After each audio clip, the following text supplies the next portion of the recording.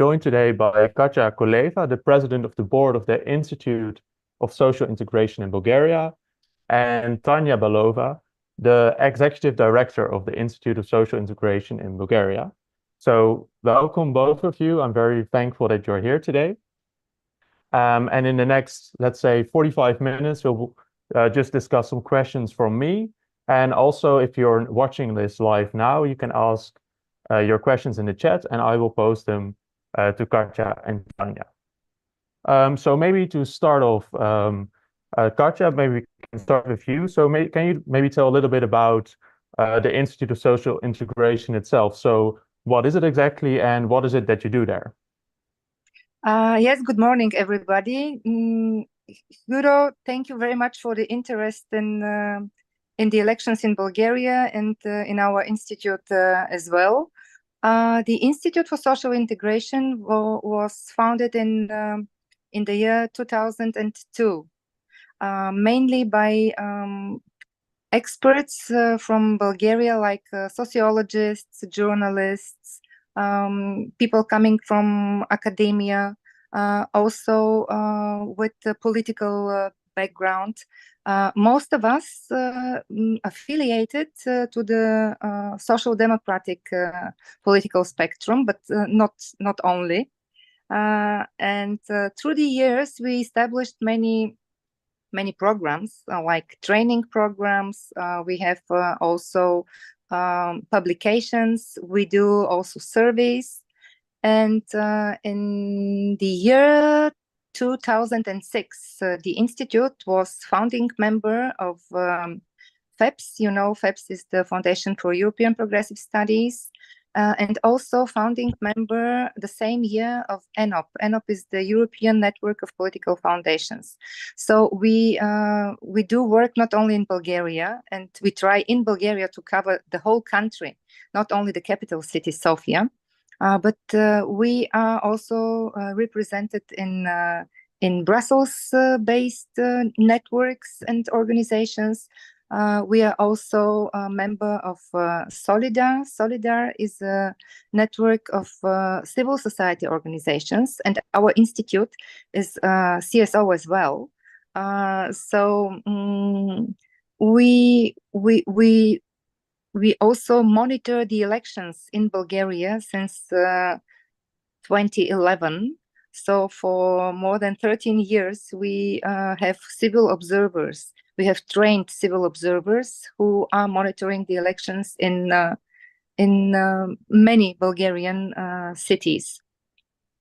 So, of course, we are very much affiliated to the S&D group in the European Parliament.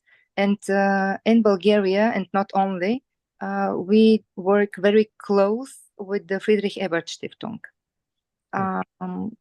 The institute has launched one of its most popular and sustainable during the years programs in the year 2003, and this is the Academy for Social Policy.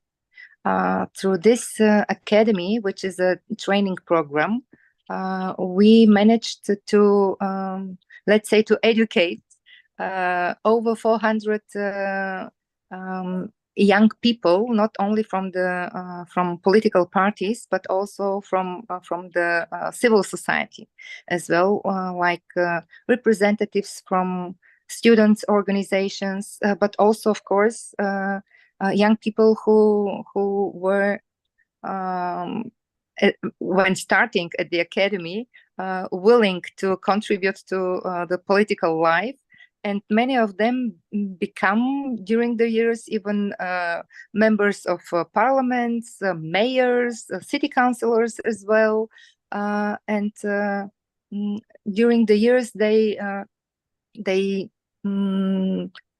founded themselves in different political parties, but mostly affiliated to the progressive and social democratic spectrum. So the institute is working closely together with the Bulgarian Socialist Party, which is the biggest social democratic party in Bulgaria, also presented in the parliament since 1990, we are, but we are very much oriented to civil participation in all public life as well.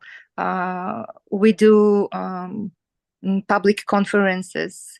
We are quite engaged to the green transition, to the digital transition as well, to demographic issues. Last in April, we had a huge conference on the path to renewal of the Bulgarian social democracy. It was a long project with FEPS, and at the end we had a conference on the 24th of April, I think it was, and the publication will be issued in November. So the main surveys and the reports from this conference were very interesting, and I'm sure it will be a very interesting publication. Sorry that it's getting so late with it, but during the summer months it was not always possible to really have work done. But as I said, we are monitoring the elections as well. Yeah, no, that sounds very interesting. So thank you very much for the background, Katya. And it seems that you're very active indeed in Bulgaria itself and also in Europe. But maybe Tanya, you could tell a little bit more about so what your role is maybe in these parliamentary elections. Katya already said that you're also monitoring the elections. So I'm very interested to know what is it that you're doing? What is your role in these elections? Hello, everybody. Yes, I want to share some information about the this electoral campaign, and what about the issues for election organization. As Katya mentioned, we are monitoring the process at the moment, not only in the election day, during the whole campaign. And I want to pay attention to some issues that I think that it's important. On the last year, the mixed voting by machines and by ballots was returned in Bulgaria, and the obligation for the sectional commissions to count the ballots from the the machine devices at the end of the election day.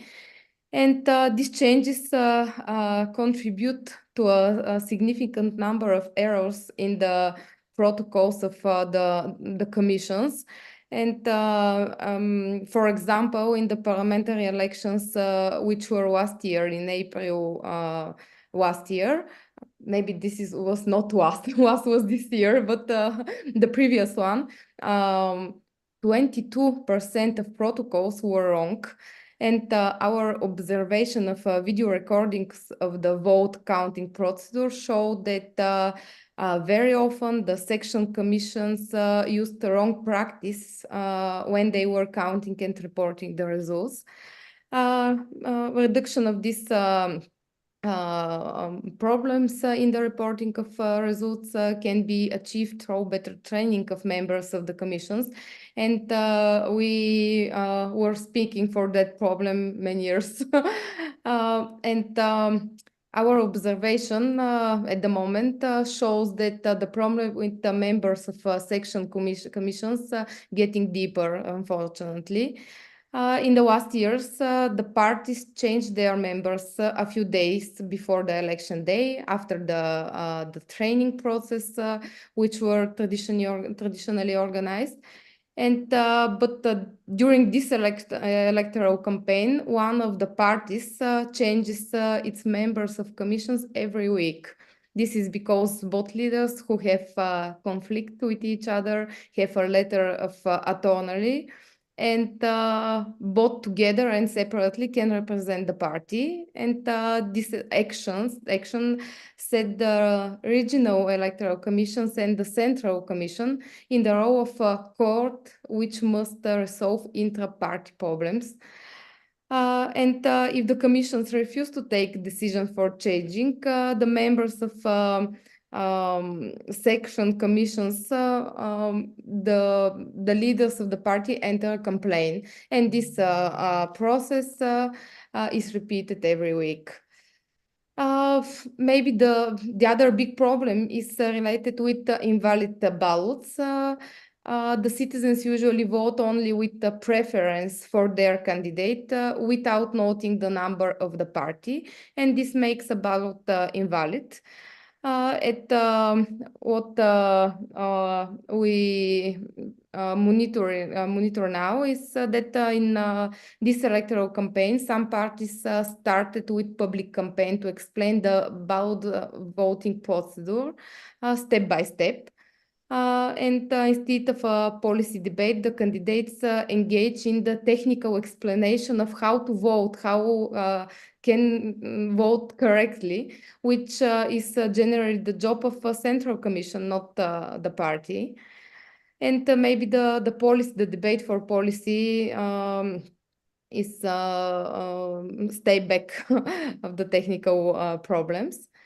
And in these elections, again, some political representatives are trying to prompt the voting with machines because they say that the machines can manipulate the results.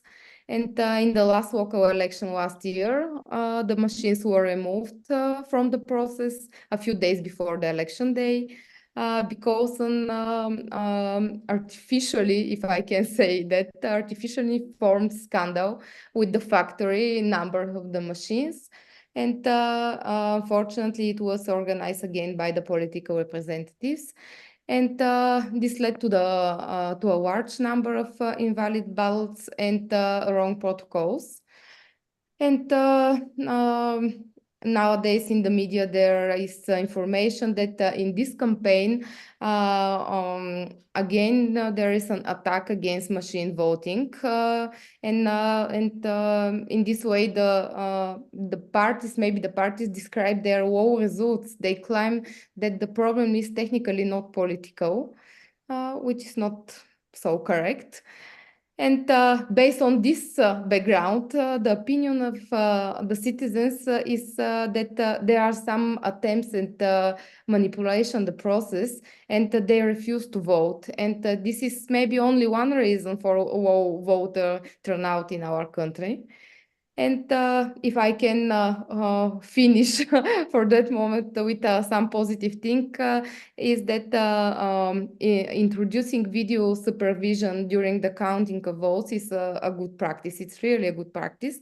Unfortunately, our observation during the years shows that not in all sections in the country it manages to start on time to broadcast live, but there are already cases of charged with violence related with the electoral process, precisely based on the live stream, live broadcasting. Maybe this is the main points that during the moment we observe the election of the day, and then we can see some specific things.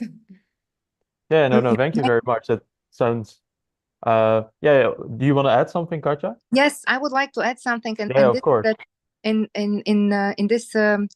the technical way of implementing the elections, many steps have been done forward in the technical manner to really have democratic elections. But the voters are very disappointed, and they lost their trust in politicians. So it's not only the technical issue in doing the elections correct in a correct way. It's also, and the low turnout is based on that lost trust in the political life as a whole. So there are, of course, more things to be updated. Not in every polling station the sound of this live streamed process is good. Sometimes we just see a section of a picture, but it's a step forward. This is not disappointing the people. people and voters are disappointed by the politicians, and how they then after elections perform in parliament and cannot create a stable government. This is the main point. Yeah. Well, thank you both very much. It's actually a very good bridge to what I wanted to talk about next, because I think this election is the 7th parliamentary election in like the last 3 years. So that's a lot. And also, I think that the last election was in June, and then the voter turnout was about like 35%, way lower than it used to be 3 years ago. So I do think that indeed signals what you say, a lack of trust in the voters. And I'm actually very curious to talk a little bit more maybe about the background of these elections. So how did it happen that there were so many elections in these last 3 years? So maybe we can start with you, Katja. The main problem is that the early elections happen because no stable government can be formed, and we had how it started. It started 3 years ago, and it was right after the Corona crisis, and people were protesting on the streets. There was enthusiasm. There was enthusiasm for changing things in the political life in Bulgaria. New political, let's say, not parties but movements were established during that time. Unfortunately, disappointing people in when coming to parliament and not forming a government or forming a coalition government with, let's say,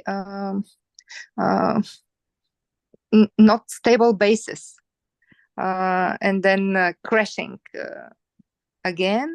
And so if you have 7 elections, early elections, parliamentary elections in less than 3 years, this is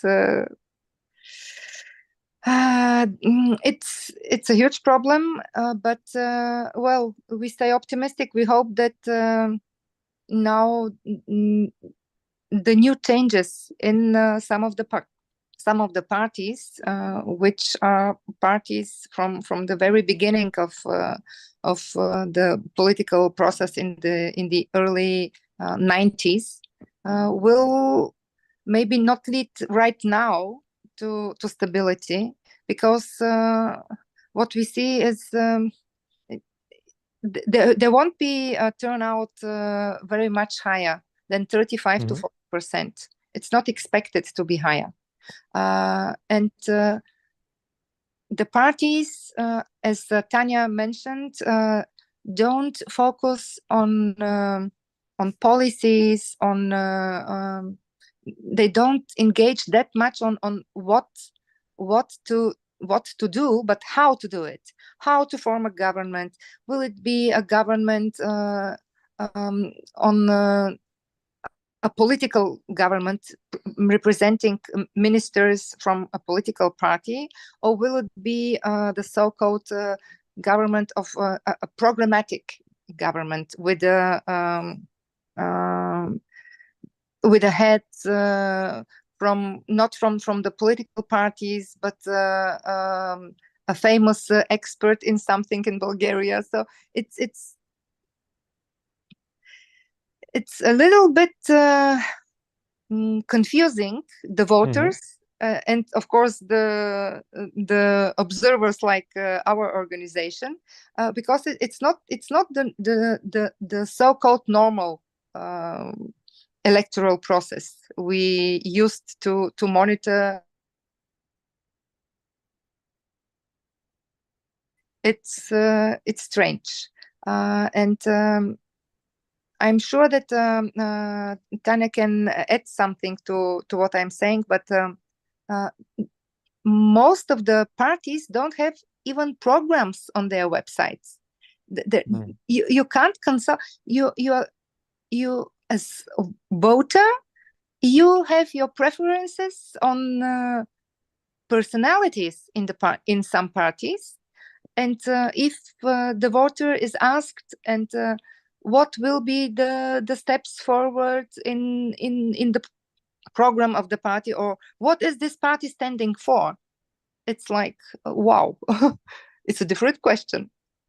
So this is maybe what is very important for these early elections, what we didn't monitor in the previous. But well, we will see how the elections will be on the 27th of October. So we still have some 11 to 12 days to observe what is going to happen. And you know, the last 10 days are the most active days during campaign. So we will see. Yeah, no, interesting times are coming for you. Yes. Yes, No, and it sounds if I can very complex. Yeah, some of course, Tanya. some new point of this question is that maybe the common understanding of the and the expectation maybe for the this election is that they will not be the last, and maybe next year we will have again in April, and because we work with the regional commissions, electoral commission, and with central, and they expect to. They said we will be again here because this not will be the last elections, and maybe because of this that citizens lost trust of the process and the politics and so on. Yeah, no, I can imagine. I would probably have the same feeling after so many elections. And Katja mentioned that there's not really anything on content going on during the election, so it's not really about themes or topics in the election, but more about personality. So I was just wondering, are there any like big important themes that are central in these elections that are being discussed widely, or is it just really personality? So maybe to you, Tanya. If you know, maybe I can start. Yeah, Maybe I can maybe start, and Katya. then Tanya will add. It's the very newest discussion is on who should be a prime minister if there will be a government which has to be formed. Of course, everybody is okay that a government should be established. But the political representatives are now discussing on what kind of a prime minister do we expect? We, the voters, we, the citizens. And it's like, should it be a person who should stay away from all the political parties? Or should it be a very famous expert in something, maybe a doctor, a physician, I mean, or should it be somebody who is an actress or something like that? This is not seriously. The political process is going like it is. Political parties are in the political process, and they should bear their responsibility before the voters. So how, this is my personal opinion, all the parties are distracting the trust in the political life, and that will not lead to any good results. But maybe Tanya has some other observations. Tanya is working with young people. She's teaching at Sofia University. So me as grandmother of two grandsons, maybe I have other views, and Tanya can add more optimistic views to our conversation. Unfortunately, my opinion is not so optimistic too. But maybe the discussion at the moment is how many deputies from each party have to be to make a government. There is no discussion about the policy, and there is no discussion about the similar policy from the different parties. And they were this is only mathematical sum of some people who can make a government, and this is really not a good way to create a government, because but people want to see and want to show how they will present their ideas, how they will, what they will suggest about the healthcare, about the corruption, about the different topics. But and in the media, there is only discussions about the percentages of each party. Yeah, no, that must be very strange if it becomes more like mathematics than politics. Yeah, no, I can imagine. And we also have actually a question from the chat. So I thought it would be nice to discuss, also because you said you were active everywhere in the country. So someone asked, are there big differences between cities and more rural parts of the country regarding voting and turnout? I think it's an interesting question. So maybe Tanya, if you know. Yes, maybe based on our last observation, maybe no, the difference is no so large or big. Maybe it is similar. Maybe in the small villages where older people, older than Katya, live there, they go to vote because they have been done it every time, for every elections. But maybe this generation from 20 to 40, they are passive, and maybe the turnout in the big cities is lower, but not with more percents. Okay, no, that's interesting. And the small villages and towns. Mm-hmm. Of course, Yeah. of course. If I can add this, we are now talking just about parliamentary elections. Of course, the turnout during local elections is higher, and then there are differences in the rural area and the bigger cities. Of course, in a smaller town or village, voters are very engaged in who will become councillor or who will be the mayor. This is important. But in parliamentary elections, there is no big difference.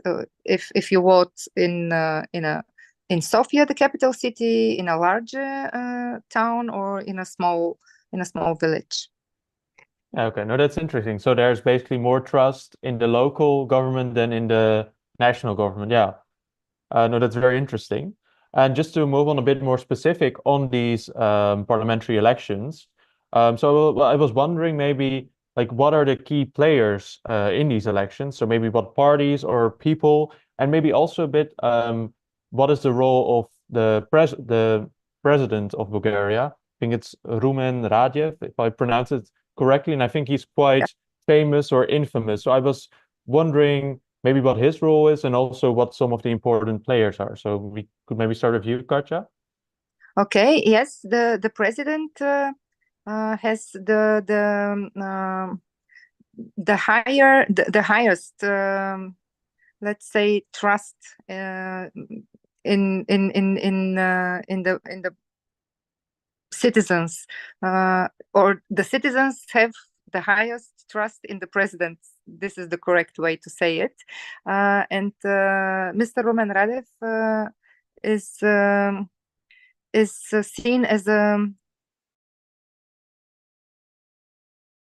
in Bulgaria, but this is normal. He is the president. The president in Bulgaria is directly elected for 5 years. So this is his second mandate as president in Bulgaria, and until now, until April, I think in April the constitution was changed. The president was the one who is appointing the government in between the elections.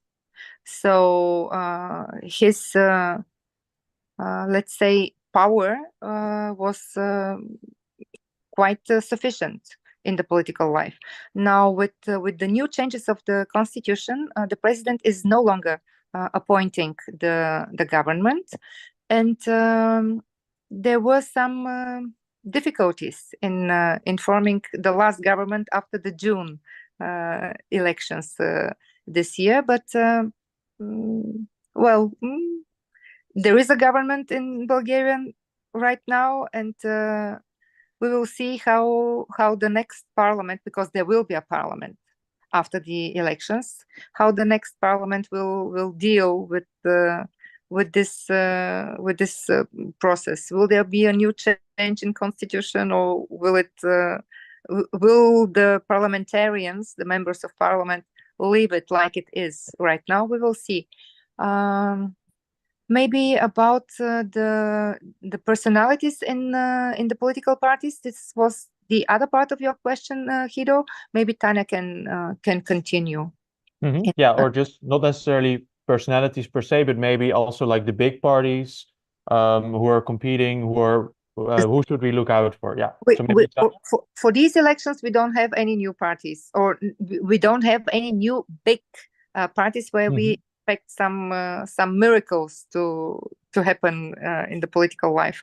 But yes, Tanya is coordinating the observers and the monitoring of the elections, so maybe she is better prepared than me.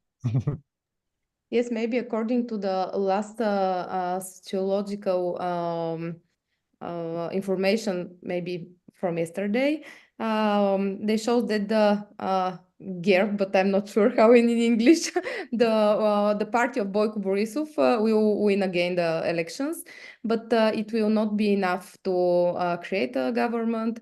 And the second place will be for maybe the newest, I'm not sure, but the continue changing.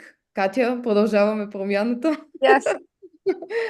With Democratic Bulgaria, they will be the second maybe, but they with the first party, with the party of Boyko Borisov, and the both parties said in the media that they will not create a government together. And I want to pay attention to the Bulgarian Socialist Party, because it made some changes there, and we have some new leaders, new faces around the country. The list, the leader of the list, the candidates. And from yesterday, we have information that the party is a step forward. It will be on the 4th place, because in the last election, I think that they were maybe on the last place.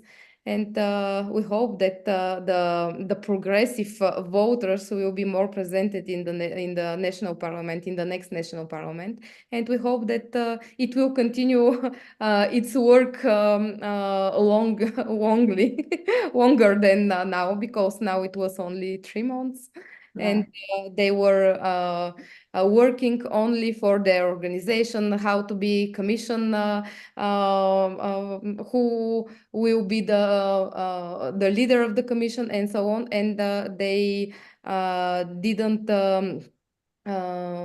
manage with some problems with for the citizens, and there is no woes for better life for citizens in any fields, unfortunately. Yeah, okay. No, thank you very much.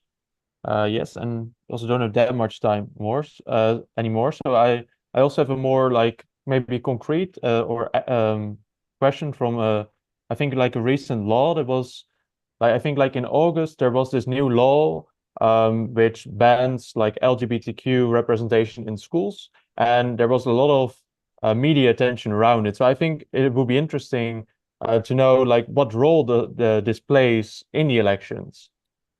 I was just wondering because at least here in the Netherlands, the news we read about Bulgaria was about this law. So I don't. Yes, it was in summer, and it I wouldn't say it's a law where representation of LGBTQ plus is mentioned or is focusing on. Mhm. It was mainly a discussion, and then this law adopted on the promotion of LGBTQ plus topics at school. So it's not a topic in the elections. It's not a topic in the campaign of parties right now, but it was much more discussed in civil society organizations, in Sofia mainly, not that much in the other cities of Bulgaria, and not at all in the rural area, as we mentioned before that. Mhm. But mm, yes, I think it's not a focus at all. But it was not on representation of LGBTQ plus at schools. It was really on the how to promote this this topic. Yeah. Yes. Yeah, no, because what I heard from it is that there was some fear about it because it's very similar to some laws that were also, for example, amended in Georgia and in Hungary. So then there was fear like, okay, No, this no, is, no, no. It's not that extreme in Bulgaria. Not at all. Not at yeah, all. okay. Oh, Yeah. Well, it's at least a good thing to hear. Yeah.